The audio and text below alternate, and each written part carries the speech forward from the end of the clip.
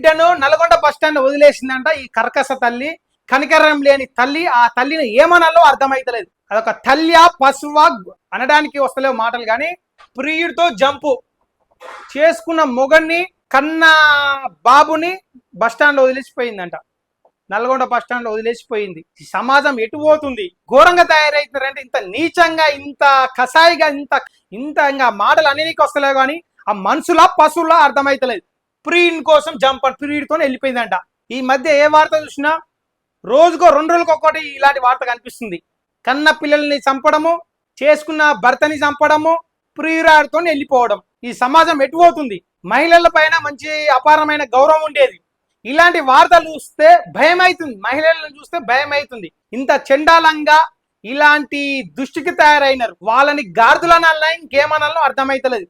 మనిషి పుట్టుక పుట్టినారో ఇంకేం పుట్టుక పుట్టినారో అర్థమైతలేదు. ఇంత కసాయిగనా?